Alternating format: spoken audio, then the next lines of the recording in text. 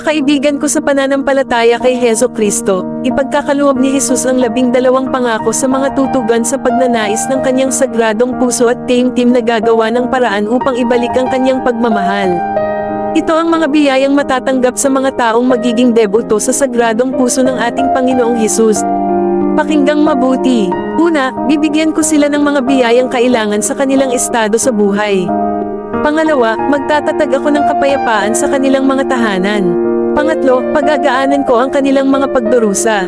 Pang-apat, ako ang kanilang magiging kanlungan ng kaligtasan sa kanilang buhay at, higit sa lahat, sa kanilang kamatayan. Panglima, magbibigay ako ng maraming biyaya sa lahat ng kanilang gawain. Pang-anim, ang mga makasalanan ay makakatagpo sa aking puso ng ugat at dagat ng walang hanggang awa. Pampito, ang mga maligamgam na kaluluwa ay magiging masigasig. Pangwalo, ang mga kaluluwang masigasig ay mabilis na iangat sa kasakdalan.